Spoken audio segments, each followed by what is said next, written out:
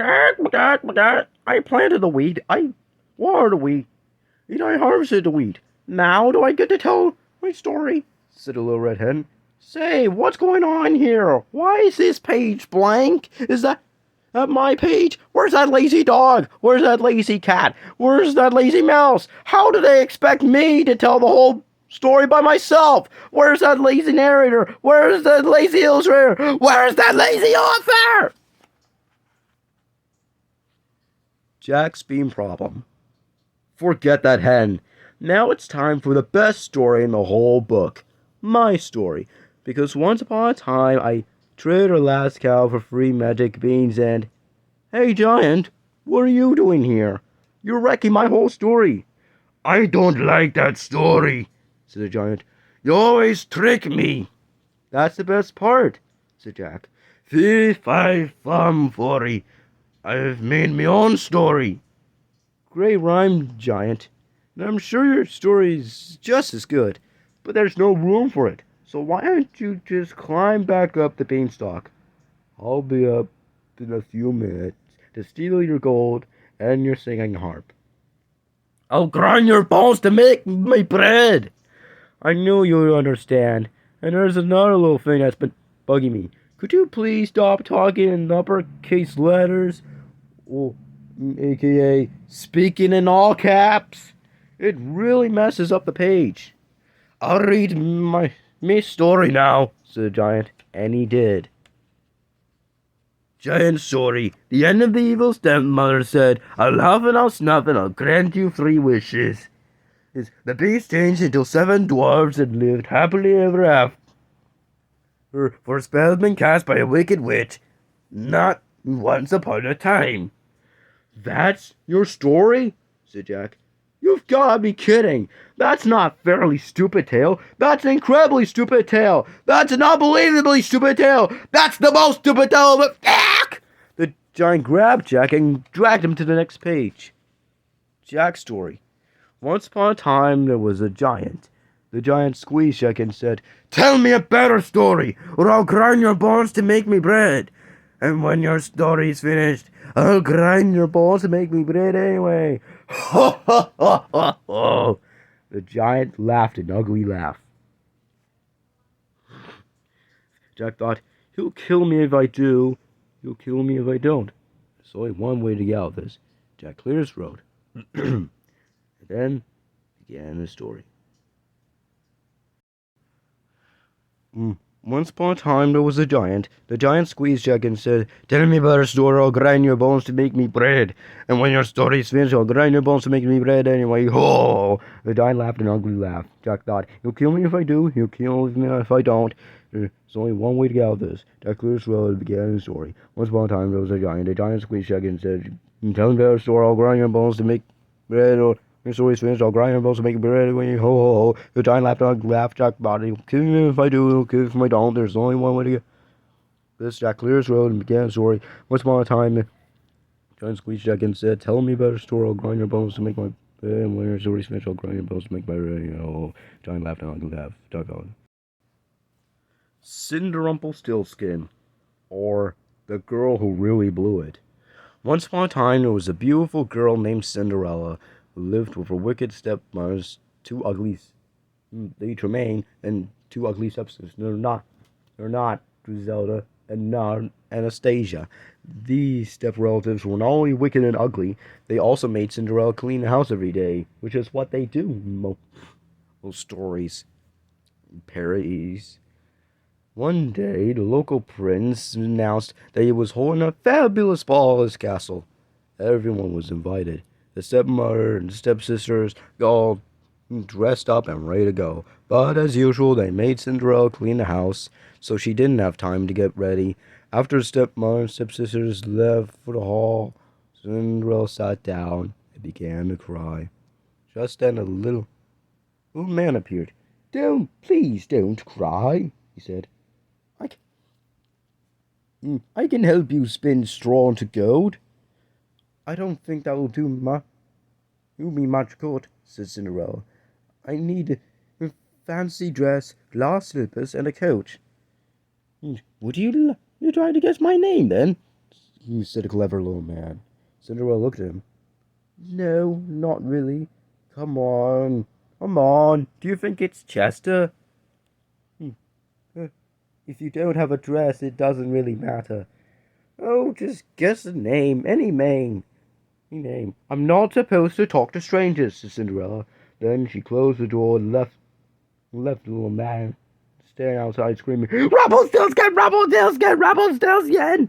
When the stepmother and stepsisters got home from the ball, Cinderella told them about the princess, and since they didn't believe her, they still made her clean the house, and meaner still, they changed her name to Simperumpelstiltskin, or the girl who, or as the title says it, the girl who really blew it.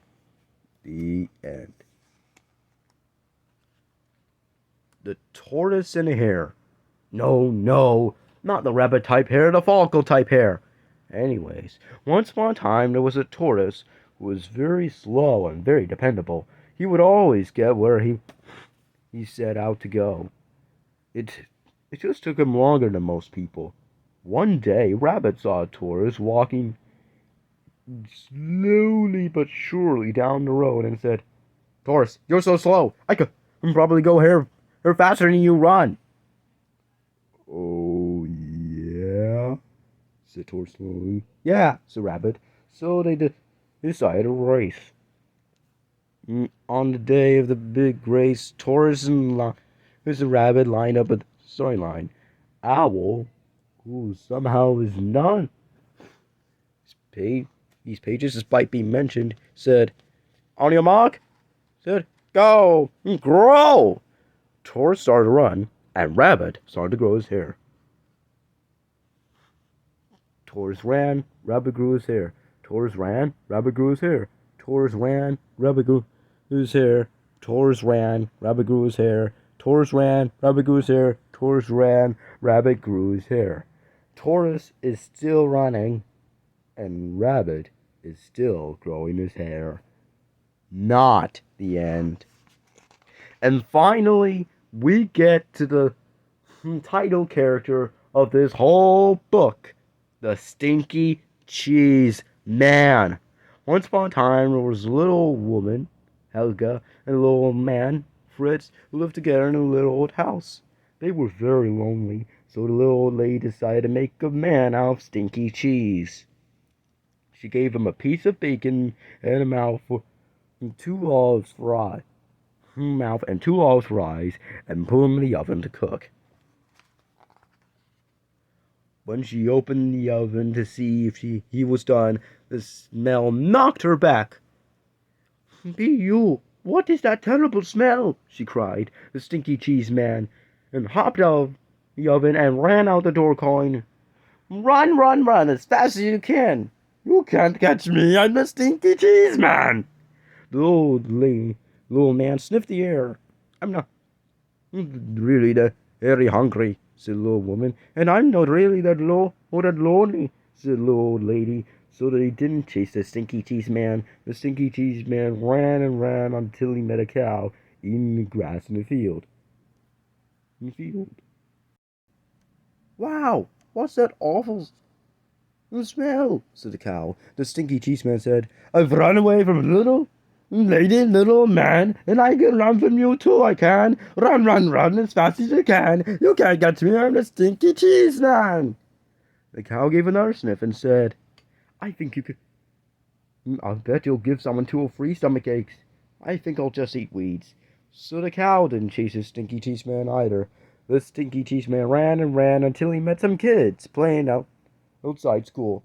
Gross, said the little girl. What's that nasty smell? I've run away from a little lady, little man, and a cow, and I can run from you too, I can. Run, run, run as fast as you can. You can't catch me, I'm the stinky cheese man. The little boy looked up, sniffed the air, and said, If we catch him, our teacher will probably make us eat him. Let's get out of here. So the kids didn't chase the stinky cheese man either. Look, even the skunk is the stinkiest animal of all, hates the stinky cheese man. By and by, the Stinky Cheese Man came to a river with no bridge. How will I ever cross this river? It's too big to jump, and if I try to swim across, I'll probably fall apart, said you-know-who. Just then, the sly fox, who shows up in a lot of stories and parodies like these, poked his head out of the bushes. Why, just hop on my back and I'll carry you across, Stinky Cheese Man. How do I know you won't eat me? Trust me, said the fox. So the Stinky Cheese Man hopped on the fox's back. The fox swam to the middle of the river and said, "Oh man, what is that funky smell?" The fox coughed, gagged, and sneezed, and the Stinky Cheese Man flew off his back and into the river, where he fell apart. The end. Shh. Be very quiet. I moved the end paper up here so the giant would think the book is over. The big lug is finally asleep. Now I can sneak out of here. Just turn the page very quietly and I will be the... Oh, no, you don't! I found the wheat. I planted the wheat. I grew the wheat. I harvested the wheat. I ground the wheat. I made a dough and I baked the bread, screamed the furious little red hen. And did anyone hold me? Did anyone save space for my story? No! So now, who thinks they're going to help me eat the bread? Said the Stinky Cheese Man. Bread? Said the giant. Eat? Said the giant.